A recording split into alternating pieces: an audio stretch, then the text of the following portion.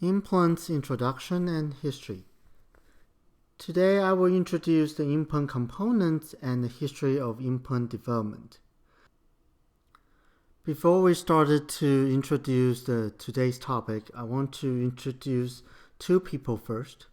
One is Dark Harmish. He is alumni from University of Detroit Mercy Dental School. He is a very well-known implant prosthodontist who wrote several famous textbooks like Contemporary Implant Dentistry or the Dental Implant Prosthetics.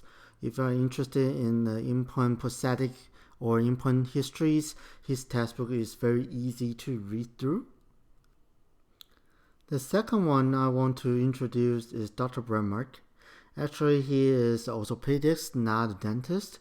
However, he has been called the godfather of the implant dentistry because without his innovations and research developed, that we might not really have an implant dentistry as we practice nowadays.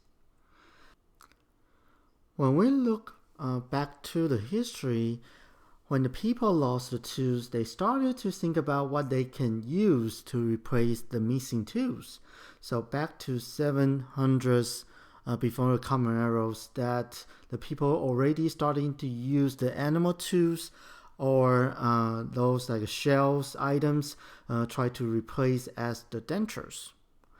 And in 600 AD, this is the first cases to be found out to use a shelf duly placed into the socket, try to replace the missing tooth. And this might be the first one we call the tooth implant in our history. Nowadays, if you go to Washington, D.C. into a Smithsonian museum, then you will see they display a complete dentures used by President Washington's. As the picture shows, you will find out the denture teeth on the complete dentures actually is the natural teeth from the different human beings. So, in the past, when patients lost the tooth, they try to seek for the options they can replace the natural tooth function and aesthetic. In 1952, Dr. Branemark, as I mentioned, he is the orthopedist. So he tried to do a research on the rabbit, tried to observe the rabbit leg's blood flow. So he placed a titanium-housed optical component into the rabbit's leg. After the experiment, he tried to remove the component and tried to reuse it. This is the first time he accidentally found out those components is fixed with the rabbit's leg firmly, which is not able for him to take it out. So this comes out a concept or the guess from Dr. Branemark is it any material really able to fix with the bone? So he tried to do a lot of research and finally developed the implant systems in 1965. So in 1965, this is the first patients in the history to receive osteo-integrated dental implants and have a restoration to replace all the missing teeth intraorally. Those historical photos actually shows you that in the above, that's in 1965. And after 40 years in 2005, they met together again. And those implants and restorations still successfully into the patient's mouth. Since 1965, the implant dentistry concept started to develop and then be used in Europe. However, until 1982, a professor, Dr. Darb from the University of Toronto, he is the first one to have the meeting in Toronto in 1982. That will be the first time that the implant dentistry concept was to introduce into the North America. Many people feel the implant dentistry was a new concept different from the other field in the dentistry, and sometimes think that's a little bit complicated concept.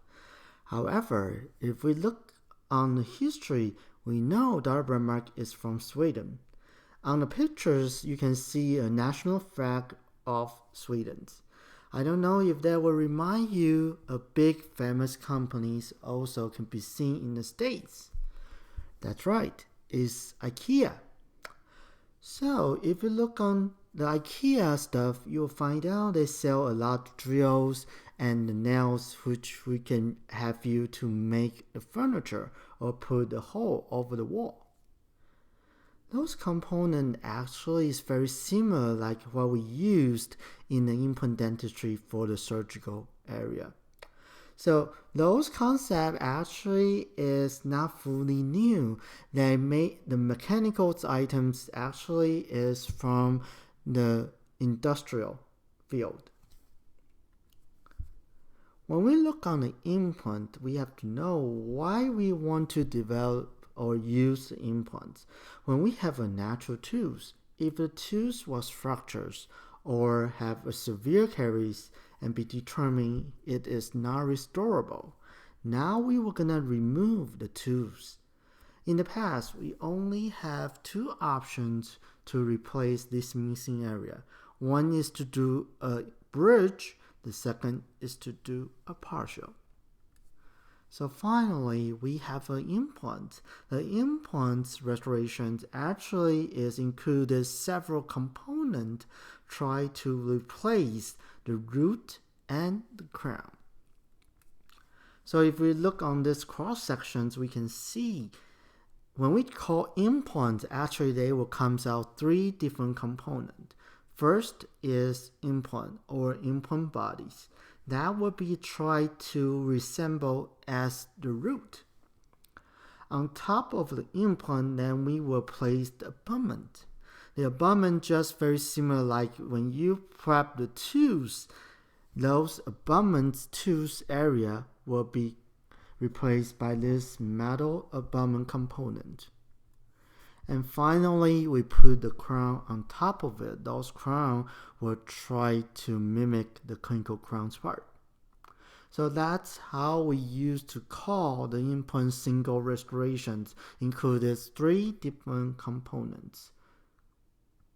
So as you can see, we try to replace the clinical tooth and the root.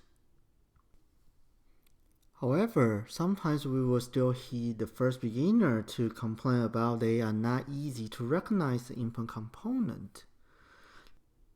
The reason is we have over 300 different brands in the world and we are getting more and more. Each company and the brand try to develop their original name to describe the implant component, which will cause us so confusing when we look into the category. So now let's try to simplify the implant component by the procedure. As you can see on this chart, the implant component actually can be divided by the different procedure. First is in the surgical procedure, the second is in implant prosthetic procedure. In the surgical procedure that we use to describe or used is implant body or implant fixture. The different companies will come up the different form, the surface treatment, or the connections. However, they all just related to the implant body and fixture. The second is in the implant prosthetic component. It also can be divided into two fields. One is on the surgical area, which is being used the cover screw and the healing abutment. And when we do implant impressions for the implant restorations, then you will heard transfer impression coping, implant analog, and abutment. We will discuss those in detail in the following lectures. When we look at the implant body and fixture form, in the past, there are several different types. which is transosteal type and subperiosteal type. However, nowadays, that's no longer to be used in the implant dentistry because those two different design is being recognized has a lot of complications to the bone and to the patients. So now, what we usually used to see is the endo-osseous type, which is also known by the root form like the cylinder or the screw type. When we look on the implant surface, in the first beginning, the scientist doesn't have any idea how the implant should look like. So what they can do, they try to see what exactly existed in our natural tubes. As we know, when we extract the tubes and clean it, then the tube surface actually is pretty smooth. That's why in the first time, the scientists and the company try to make the implant surface smooth, try to see if they can work as the same as the natural tubes. However, the research shows that when the implant have a smooth surface, the implant to bone connections is not good enough. Eventually, the researcher and the implant company found out the surface need to be rough, so the implant to bone ratio and connections can be better. Nowadays, different companies claim the different technique and methods about their implant rough surface. What I would suggest you to do in the future is that you have to select a company which really have a good implant restoration success rate, and also be better to have those articles and research papers to support their successful. Meanwhile, if an implant company have a better reputation in the implant dentistry, also can be considered. When we look on the implant bodies, we also comes up to two terminology related to the implant connection type. One is called external connection or external hex.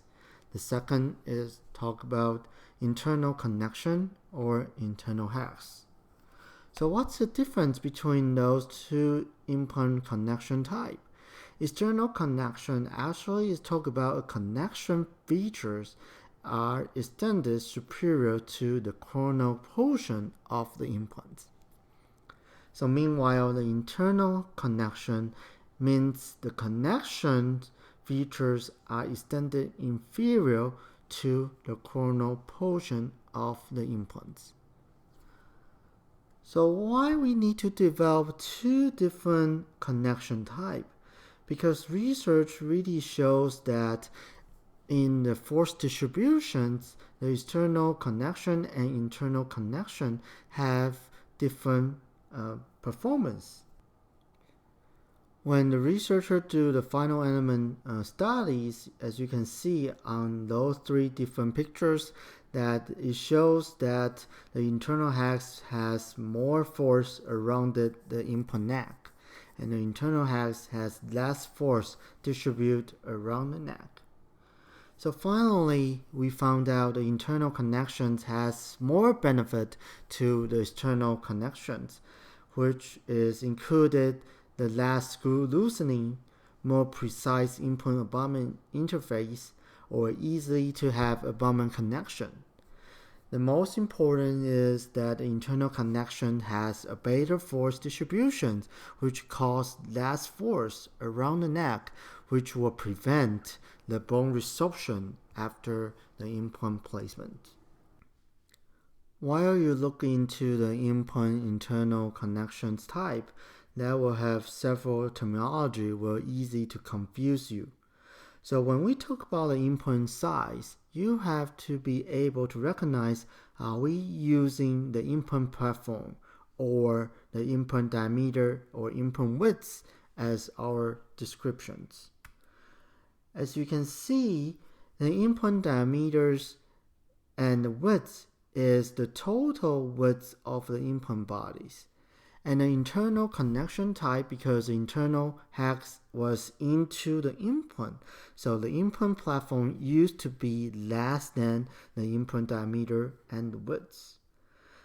This picture is showing you the Zimmer systems which is being used in the undergraduate clinic in the University of Detroit Mercy's. As you can see, the implant diameters could be 3.7, 4.1, 4.7 to 6 millimeters. However, the implant platform will be 3.5 to 5.7. Because of those confusing, so the manufacturers will use the color, try to do a color coding for the clinicians and the student to easy to recognize that.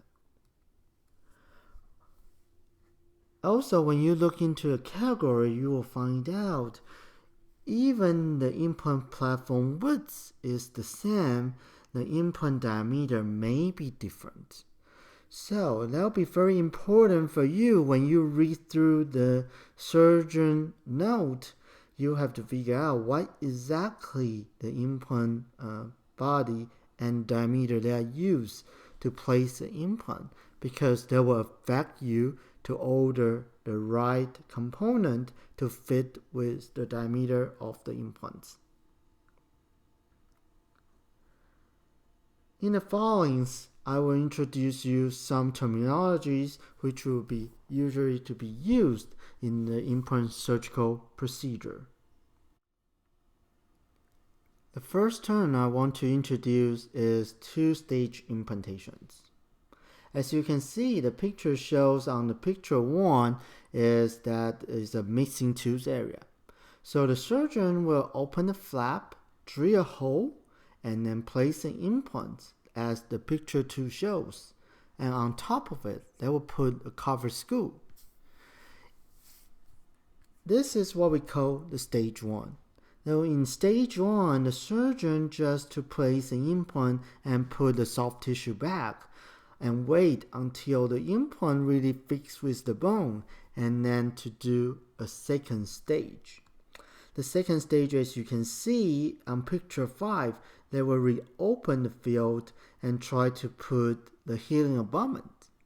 After the healing abutment, they will resuture the soft tissue back. The reason that in the first beginning to use the two-stage implantation procedure is because we didn't know if the implant can really fix with the bone without interference. So the surgeon tried to put a cover under the soft tissue, be sure there's no interference to the implant bodies until it's fully integrated with the bone. But when we look into the history, finally the researcher found out the implant is not so vulnerable. They actually can do one-stage implantations, which means that during the surgery they place the implant into the bone and they can right away put a healing cap and suture the soft tissue. So after the first surgery, then the implant body and the healing abutment is already be replaced. So the major difference from the two-stage to one-stage is that the one-stage will have less appointment, which is not necessary to do those shows on picture 3 and 4 procedures. So as you can see, the cover screw actually is being used in the stage 1 surgery, and if we do a stage 2 or the one-stage implant placement procedure, then the healing abutment will be used. This is the healing abutment systems of the Zimmer implant systems. As you can see, they have different sizes, try to cover over the different size of the implants. The second important thing you need to know is on the figure B, they will see 3 different numbers which will be printed on the implant healing abutment. On the left side, that numbers is to talk about implant platform diameters. On the upper right, that's the emergence profile diameters. And the third on the lower right, that's a cuff height. So when you look on the healing abutments, as you can see, those three numbers actually can be read through and give you the hint about the implant body diameters. So why you need to know these numbers? Because ideally is that you can have the surgeon note to understand what's the implant diameters they placed into the patient's mouth. However, nowadays, because we are doing the interdisciplinary treatment, so maybe sometimes your patient was treated in the specialty clinic, which is not related to your clinic. So you may not so easy to get those information immediately. However, these systems can have you have a chance without contact your surgeon, but still know what they used in the patient's mouth. However, I would still highly suggest you to reconfirm with your surgeon if you are not placed the implant. Try to know exactly the diameter is an important key in your clinical treatment. In the following, I want to introduce you some terminologies related to the implant restorations. This is cross-sections picture shows you that, as I mentioned earlier, we have three different components try to resemble as a tooth. One is the implant or implant body, which is try to look like the root. The second is the abutment. The third is the crown. When we look on the abutment, in the first beginning, the titanium is being used because we use the titanium as our material of implant body. And finally, we use the gold material as we use in the gold crown. Nowadays, because of the aesthetic demanding, so the cornea become the third common material to be used as the implant abutment material. The only difference is that when the cornea abutment introduced into the market, you can see from the junction to the abutment two structures, that's a one piece, the cornea abutment. But in 3 or 4 years experience, the researcher and the clinician found out that will cause a lot of the complications happens from the connection between the abutment to the implant body.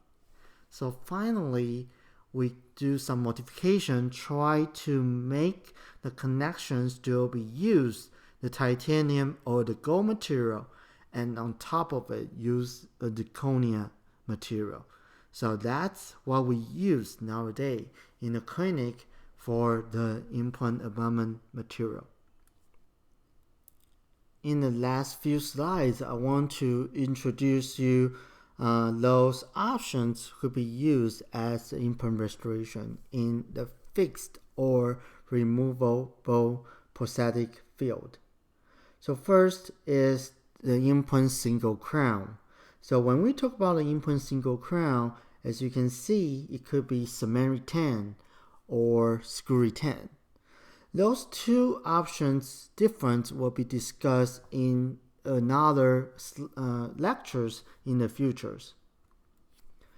When we use an implant to restore the complete dentures, what we call implant retain overdentures, which means that you use a specific abutment called locator abutment, try to retain the denture in the mouth. The locator component can include the locator attachment and the locator housing. And into the locator housings, you will have several different color plastic components try to give a different retention to the implant overdentures. We also can place the multiple implants and try to connect it with attachment.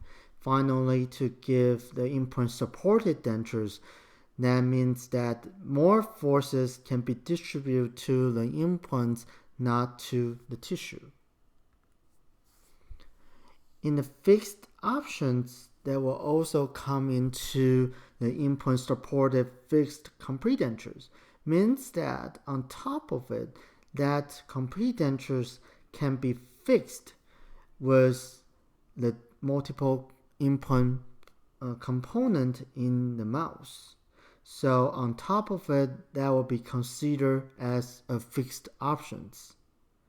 In the past, we believed that we need 4 to 6 or more implants in the mouth can get implant-supported fixed complete dentures.